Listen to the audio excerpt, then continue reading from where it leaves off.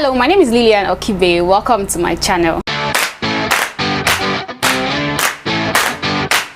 One of the most frequently asked questions I get in my DMs on Instagram and also via email is, Lilian, what can I do to grow my edges, or what can I use to grow my edges? When I get messages like that, I totally understand, because like I know what it means to be suffering from thin edges and not knowing what to do to solve the problem, because I've also been there. So this is what my hair used to look like before, like my hairline, this is what it used to look like before, and this is what it looks like now.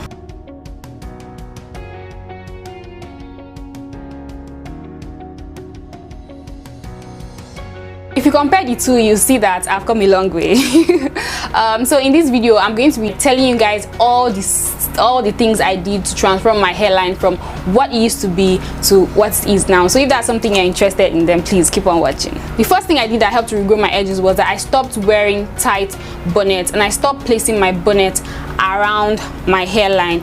If you guys have watched that, I talked about this extensively in one of my videos. I'm going to leave it in the cards. In that video, I explained why bonnets can be damaging your hair, particularly your hairline, because like for many bonnets we have elastic bands around the perimeter of the hair. So if you place the elastic band on your hair as you sleep, as you toss and turn, the elastic band is going to be moving on your hairline, and as it moves, it's going to be taking some hair along with it. So it's very, very important that if you wear bonnets that have elastic bands, make sure that you tie a scarf around your hairline before you put on your bonnet, so that as your bonnet is moving while you sleep, it's moving over your hair. Like, it's not moving directly on your hairline, it's moving over the scarf, and the scarf is keeping your hairline, like your edges, protected, so that way you're not going to encounter breakage. Now let me tell you something.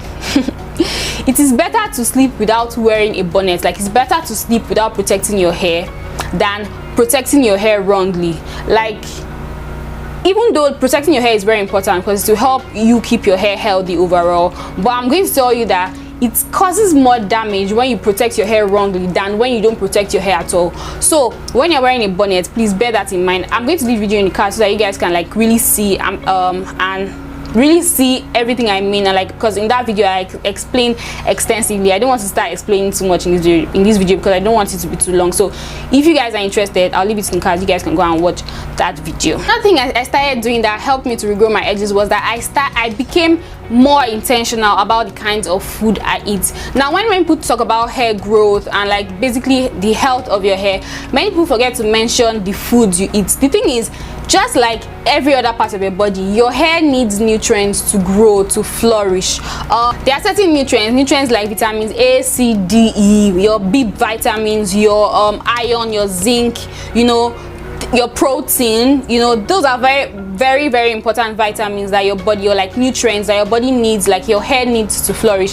If your hair is lacking in any of these, then it can cause your hair to fall out. When I say, like, I've heard so many people send me messages when I say eat healthy, like make sure you're getting the nutrients that your body needs and things like that. Most people ask me about supplements. Now personally, I do not recommend taking supplements, because for supplements it is medication, you know, and I am all against self-medication. If you are taking any form of medication, make sure you consult your doctor. The thing about taking supplements is that if you're taking supplements on something that you already have enough of, like if you're not deficient in, let's say, zinc for example, and you're taking zinc supplements, that can make you overdose on zinc.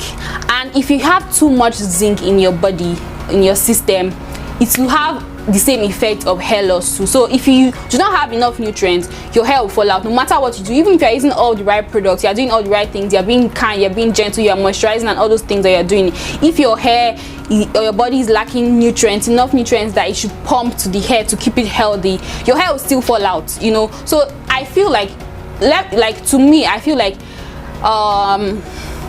your nutrients, like from your inside, the body, like the nutrients that your body is getting, is even more important than all the other things I've mentioned and all the other things I will mention in this video. So your food is so important. So like I said, I do not recommend taking supplements. If you must take supplements, except you fear that you're not getting the nutrients that your body needs, so then I highly recommend that before you take any supplements, please do not self-medicate. I see so many people here advertising different supplements and just thinking this supplement is for hair growth, and just go ahead and be drinking and be swallowing supplements. Supplements are drugs, whether you like it or not. So before you take any supplements, please consult your doctor. Now, how can you get the nutrients that your body needs from the food you eat? Now, when I first started being intentional about the foods I eat, like I'm trying to make sure that I get the nutrients that my body needs, what I used to do was I would list down all the nutrients that are important for healthy hair growth. So like those, like I mentioned earlier, vitamins A, C, D, E, your iron, your zinc, your B vitamins, aka your biotin, your proteins, you know, I'll list them out, and then I'll go online, go to Google, and Google food items that contain zinc, food items that contains vitamin A, and you know, all those kind of things. I'll list them out and write down things like food items that had those nutrients in them. And every week I try to make sure that at least I eat at least one nutrient of every thing on my list for that week. That's what I used to do, but now I realize that I don't do that anymore because nobody has time for that anymore. But what I do now is that I try to make sure that I eat healthy, and I also eat varied diet. So what I mean is that I'm not eating just one particular kind of thing or particular kind of food. I try to make sure that I eat so many things. So for people who have varied diets, their chances of getting all the nutrients that they need is higher than people that just eat one particular thing. Like I said before, I think I mentioned this before on one of my videos. Many people think eating healthy is eating rice and chicken. I know so many of us do that here in Nigeria. We are always eating one particular type of food: rice and beans. Okay, rice and beans is not so bad. Rice and beans, rice and egg, rice with vegetable, rice, everything has to do with rice. Now, there's nothing wrong with eating rice. Rice has its own benefits, especially if you're eating what's it called, the unpolished one. You know, rice is good, but just try to make sure that you're not just eating only one particular thing every time. Vary your diet. Eat some rice, eat some beans, you know, eat potatoes, eat yam, eat vegetables. You know, when people say eat healthy, many people think about vegetables. Yes, vegetables are really good. They are very important, but you cannot get everything you need from just vegetables. You need vegetables, yes. You need fruits, yes. You need whole grains, yes. Your oats, yes. You know, your wheat, yes. You know, so your meat, you need your meat, you need your milk, you need you know, just make sure that you're eating a varied diet. Don't just eat only one thing, so that you're getting all the nutrients that your body needs, because your body needs, like, I just feel like God gave us all this food for variety, and also because like they have benefits that they all do. So just try to make sure that you're eating a varied diet, you're not just eating only one thing. The next thing I did that helped me to regrow my edges was that I became more intentional with moisturizing my edges. Now, if you watch so many videos on YouTube, many people, we always focus on moisturize your ends, seal your ends, blah blah blah, your ends, because they are the oldest parts of your hair and things like that. But many people forget to mention your edges. Now, for many people, the edges, like the hair around your hair, naturally doesn't grow as long as the rest of your hair. Like, it's not even about breakage or anything. Like, that's the nature of it. The fact that it's short does not mean that it's young. Many people think that because the hairline is short, it just grew yesterday. Like, for most people, the short hair that you can see around your hairline is very old. It's like one of the oldest hair strands you have on your head. So just as people focus on moisturizing and like babying their ends, it's very important for you to also moisturize and baby your edges. Like, show them some respect because they are really old. Be intentional when you moisturize. I see so many people, when they apply deep conditioners, they forget their edges. When they moisturize, they forget their edges. They just do like a shabby work. Just, you know, they don't pay attention to really going in there to moisturize their edges. I highly recommend, if you want your edges to grow, like to thicken out, to like be healthy and things like that, then it's a very good idea for you to always moisturize your edges. Be intentional about moisturizing your edges. Don't leave it to chance. Moisturize your edges, and by moisturizing, I do not mean growth oils only. Oils are not moisturizers. When you want to moisturize your hair, think about how you're moisturizing the rest of your hair. The hair around your edges also needs moisture too. Water it. It's like hair wants water. Water your edges. Then you can apply your whatever oils you like to use, or whatever moisturizer or leave-in or butter, whatever it is that you like to use to moisturize your hair. But do not forget your edges. Moisturize them because they are very old. And what happens when we do not respect our elders? Well, I'm going to leave you to answer that question. So the second thing I did that helped me to regrow my edges was that I stopped wearing tight hairstyles. Tight styles like will only damage your hair, and not just your hair, it will also damage your hairline. I see so many people, like, it's just so sad the way, like, for many of us black women, we believe that if the hairstyle is not tight enough, then it's not neat enough. And so you see people, like, you can obviously see the tension that they are putting their hairline through just because they want to wear a style. Like, it's not worth the stress and the heart attack that you're going to get at the end of the day when you lose your edges. So stop wearing tight hairstyles. Like, if after making your hair you can feel obvious tension around your hairline, then it's a sign that the style is too tight. Take it down immediately, like immediately. Like, it's because wearing tight hairstyles, even though you are doing all the right things to your hair, if you keep wearing tight hairstyles, your edges will not get better. They will not get better. Now, if you look at my hair, some people call this rough. Some people, when you look at my hair, they'll call it rough because, like, it's not tight. I can, like, pick my hair even though I'm wearing my temporary locks. If you guys, I'm going to have a video coming up very soon on how I did this particular one, but if you want to see how I do my temporary locks in general, I'm going to leave a video in the card so you guys can go and check it out. So I did not lock my hair. These are temporary locks done with just my natural hair. So yeah, if you look at this, you see that it's not, apart from the fact that the individual style is not tight, I can pick my hair from the lock, right? Even as I put everything in a puff, even the puff is not tight. Like, I can pick my hair from it to show how loose it is. Like, making your styles loose will generally transform your hair. I cannot say this enough. So the next thing I started doing that helped me to grow my edges was that I started leaving my hair, especially my hair around my hairline, loose more often. So before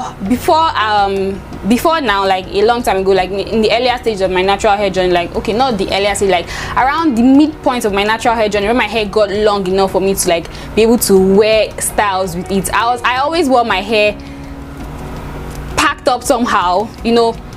Apart from the fact that wearing your styles loose helps to grow your edges, it's also even nice if from time to time you can just leave your hair loose, like, but not packing it in any way, not braiding it in any way. You just leave it loose. I noticed that since I started wearing my hair loose, my preferred way of wearing my hair loose is in wash and goes, actually. So since I started wearing my hair loose, like not pulled in any way, from time to time, I noticed that my edges flourished even more. So from time to time, just let your hair breathe. Do not make it like every time your hair is packed up somehow, is braided somehow, is twisted somehow, is like there's some form of tension around your hairline. From time to time, just leave it loose. If you're someone that likes protective styling, maybe at night or something, when you're sleeping or something, just let your hair down, wear it loose. Do not always put your hair up every single time. Every hour of the day your hair is up, is braided, is twisted. Let it free sometimes, let it be free sometimes. And if you compare women, black women to black men, you see that that's the difference between us. There's hardly, if not for people that suffer from like balding, from men that suffer from balding after a particular period, like as they age, there is hardly a traction alopecia is like loss of hair because of tension. Is something that guys do not suffer from, and men do not suffer from that because they leave their hair alone. Like, their hair is always loose. They are not plaiting and braiding and twisting and puffing and, you know, doing something to it every single time of the day. They wear their hair loose most of the time. Like, when it comes to your edges, right, if you want it to grow, like especially if your hairline is really fragile, like, people are different. There are some people that have hairline around their edges that is even more fragile than others. So if you notice that your hair is fragile, no matter what you do, it's still it's not growing back, you've done everything and it seems like nothing is working, just try to leave it alone. Wear your hair loose most of the time. I know that many of us shy away from wearing our hair loose because we fear that it causes tangles and knots. But that's a video for another day. Maybe I'll make a video on how to prevent tangles and knots when you wear your hair loose, and like in loose styles and things like that. But if you're someone that you've tried everything and it seems like your hair is not growing, then maybe your hairline is not growing, then maybe it's a sign that just give yourself like a month or 2 months, and 90% of the time make sure that your hair is loose.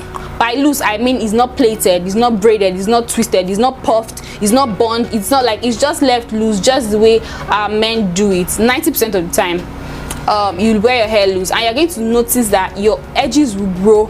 Obviously, just give yourself 2 months. You know, there are some of us should just, like, some people have hairline that is so fragile that it should just be left alone. As long as you're something as basic as twisting it is like tension enough that can cause some form of uprooting and shedding. So for people like that, I highly recommend that just leave your hair alone. Like I said before, by just wearing my hair loose, like very more often, I noticed that my hairline flourished even more. So I highly recommend that if you're suffering from thin edges, no matter what you do, then just try to wear your hair loose more often. Now I'm going to share some of the ingredients that I use to also help with the thickening and like the growth of my edges. But before we go into that, let me share some bonus tips for you guys that wear protective styles with extensions. Now, so the first thing, like I said before, is making your styles loose. If you have like short edges, really short edges that cannot go into the protective style without some form of tension, then I highly recommend that whenever you're doing protective styles with extensions, leave your baby hairs, your edges, your short edges, leave them out of the styles, so that you're not pulling out, you know, pulling wash. Like, if you look at my hair now, there's this, look at this part of my hair. The style I have now, I have like chunky sections. So if I'm going to put this into my hair, that will mean that it's going to be pulled all the way for it to go into that, and that may be too much tension. So instead of adding it into this particular big chunky section here, I just left it here to be doing this thing. There's nothing wrong with having some, you know, small hairs doing whatever they want to do around your hairline. There's absolutely nothing wrong with that. We need to start dictating, we need to recreate our own standard of beauty. You know, enough of all the following what other people tell us is beautiful. We should create what is beautiful. We should really want to tell people that yes, this is what is beautiful. I'm going to wear my hair like this, I think it's beautiful. If you don't like it, close your eyes. It's not by force to look at it. The final tip that I'm going to share with you guys, if you wear extensions, is, and I feel like this is one of the most important, is especially when you're wearing braids or like doing extensions where you have to use added hair and you plait, the amount of hair extension that you're using should match the quantity of hair on that particular section that you want to braid or twist or cornrow or whatever it is that you're doing. So what do I mean? Your hair extension should not be up to or more than 2 times the size of your natural hair that you're going to be plaiting it with. Like for example, if I want to braid this section of hair now, I should be using the quantity of extension that I should be using should not be up to 2 times this size. Now the problem is with using extension that is too much for the section of hair that you're doing is that it's going to serve as weight on your hair. It's like you're putting, let's say you put something as heavy as this scissors on like a small string of cloth. What will happen after a while, as this is going to be weighing the string of cloth, and it's just a matter of time before it's going to uproot, you know, especially around your hairline. So make sure that your hair extension, the extension that you're using, is in proportion to the amount of hair that you're doing. It should not be more than 2 times the size of hair that you're doing. I feel like it should not even be up to two times the size. It should be anything around less than the size of hair that you're doing to like 1.5 of the size of hair that you're doing. I don't know if that makes sense. So putting too much extension on a small section of hair will cause your hair to shed and to uproot, and that's why some people do their hair and they're like, oh, my hairdresser did my hair, it was not tight when I did it, but like now that I'm taking it down, I'm experiencing so much hair loss and so much shedding. It's probably because of how much hair extensions you used for that small section of hair. So many people say, oh, my hair is like, I do not have volume, my hair is scanty, so I'm just going to put on a truckload of hair extensions to give me volume. That's very wrong. That's the wrong thing to do. The scantier your hair, the less amount of extension that you really should be putting on your hair. Like the less amount, the maximum quantity of extension that you should be putting should be. I don't know, I hope I'm making sense. I don't know if I'm making sense, but I just hope you guys understand what I'm trying to say. So bear that in mind. Do not put too much load of extensions on just a small section of hair. So now let's get down to the power ingredients because I know when many people ask you, what can I do to grow my edges? The first thing they want you to tell them, okay, use this, use that, use this, use that, use that. Even though all those things are nice, like they have the roles that they play, but they cannot work alone. If you use the most potent ingredients or the most potent products for regrowing your hair, if you do not do all those things I've mentioned before, you're not going to see results. And that's why I always share with you guys like the routines, the tips, the tricks before I share the ingredients with you guys. So the ingredients I'm going to be sharing with you guys are not new to my channel. I use this all the time. I've talked about this so many times. Like they're like anything if you have issues with thinning hair, no matter where the hair is, these two ingredients are like the two things to grab. And if you watch my previous hair tip video, you know this already.